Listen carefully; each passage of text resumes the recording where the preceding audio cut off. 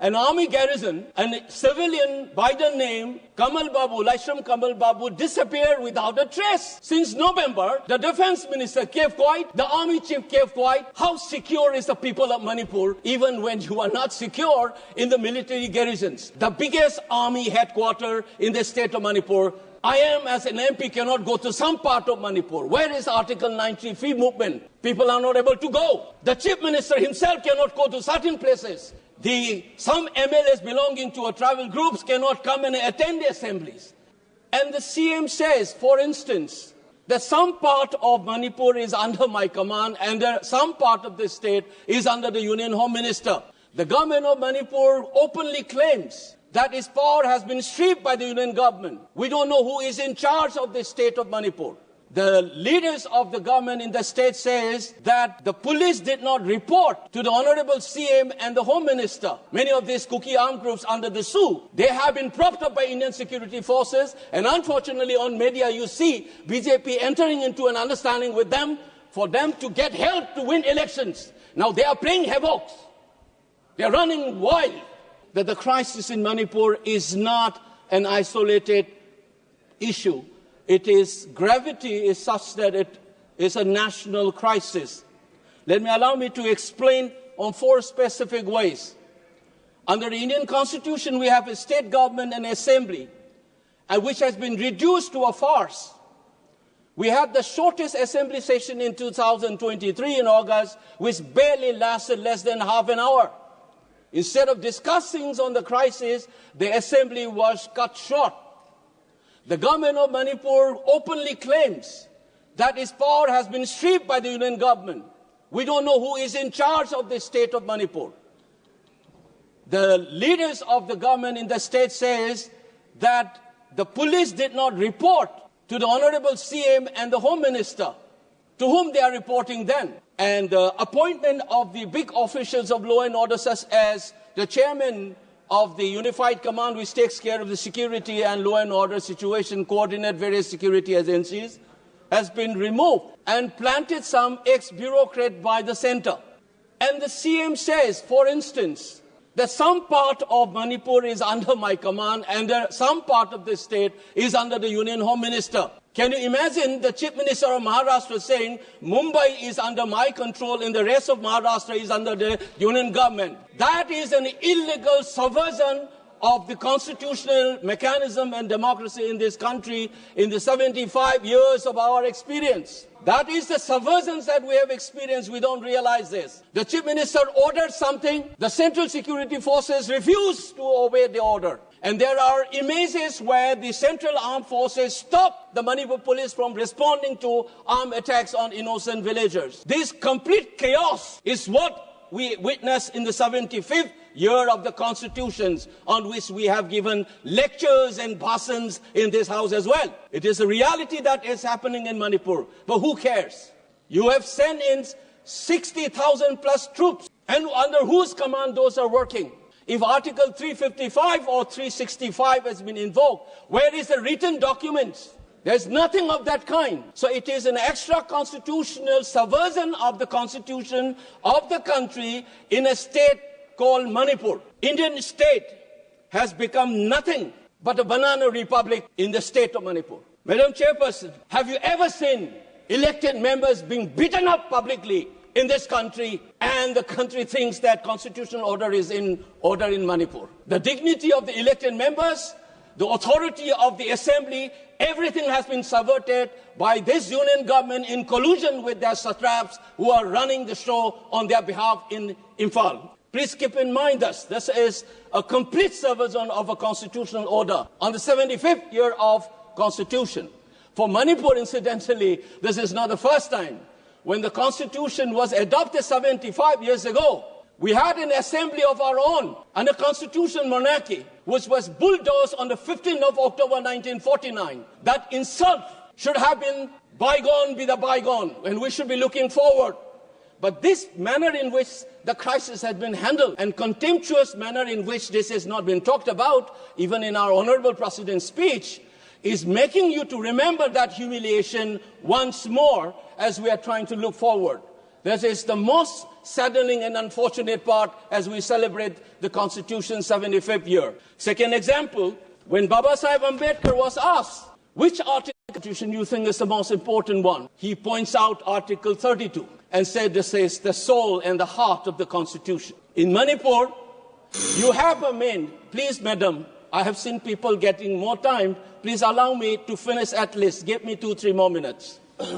Article 32, habeas corpus, is one of the legal rights that the citizens have. But in the most secure place in Manipur called the Red Seal Divisions, the 57 Mountain Division, an army garrison, a civilian by the name Kamal Babu, Laishram Kamal Babu, disappeared without a trace. Since November, the defense minister kept quiet, the army chief kept quiet. How secure is the people of Manipur, even when you are not secure in the military garrisons? The biggest army headquarters in the state of Manipur, the 57 Mountain Divisions. Who will answer this? I'm elected by my people, and I'm supposed to voice in this house as a part of a democratic culture, as a part of a constitutional scheme of things. Now, how do I speak? People have been killed, children, women have been assaulted. But we have seen hostage taking. Women and children were not only been taken hostage, they were killed in cold-blooded in the most gruesome manner. In Jiribam, including an 8-month-old infant. It's a post-mortem report. It's a chilling reminder. There have been people killed in gruesome manners throughout this 21-month-old crisis. But never has this kind of a hostage taking and killing has happened. Now look at this. I am, as an MP, cannot go to some part of Manipur. Where is Article 90 free movement? People are not able to go. The chief minister himself cannot go to certain places. Some MLAs belonging to tribal groups cannot come and attend the assemblies. And we think Article 19 is working in the state of Manipur, and we are celebrating 75th year of the Constitution. Where is Article 19? Madam Chairperson, there are still thousands and thousands of people are linguists in relief camps. Partition is a living reality in the state of Manipur, and we think the constitutional order is intact in the state of Manipur. Third point, very unfortunately, I have been hearing our ministers and leaders saying that Kukis and Meiteis should talk to each other. Have you ever heard when the communal violence happens, Hindus and Muslims should talk to each other? It is the absorbing of the responsibility of the state. First, you should rein in the violence. The authority of the Indian state has been challenged by armed groups. Many of them have been propped up by the Indian security agencies, as many observers have pointed out. Many of these Kuki armed groups under the SU, they have been propped up by Indian security forces, and unfortunately on media you see BJP entering into an understanding with them for them to get help to win elections. Now they are playing havoc. They are running wild. Similarly, in the valley areas, there are armed groups which is reportedly nurtured by political leadership from your party. And this is where you wanted to keep silent. You don't want the rest of the country to know about this.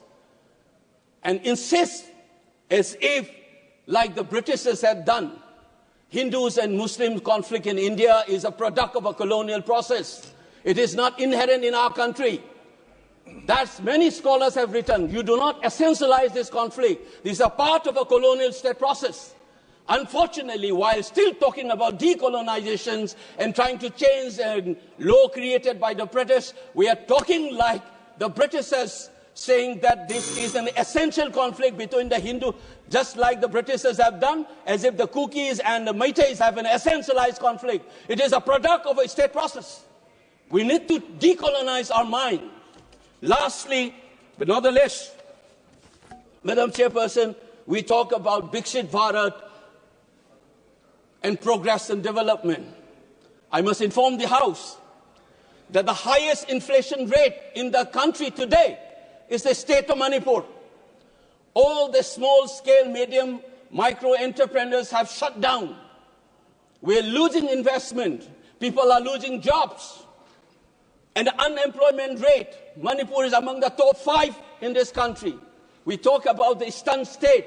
Many of the eastern states, including Andaman, is in the list of the top 10 most unemployed people in this country.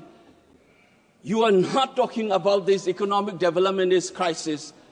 There is no relief, tax or otherwise. You are trying to push it under the carpet as if nothing has happened. Despite all this thing, Madam Chairperson, you know what happened. People are not able to travel because of this communal violence. And the flight fare is soaring to the sky. It is looting the tragedy-stricken people. A flight fare from Delhi to Kolkata is around 6,000, which is 2.5 hours journey. But the flight from Imphal to Kolkata is around 14,000, double the amount which has been going on for the last 20 months. Government of India is not interested in that. So what has been happening, you think that we are talking about Manipur as if it is an exception. I want to end with this remark. The Danish philosophers have reminded us.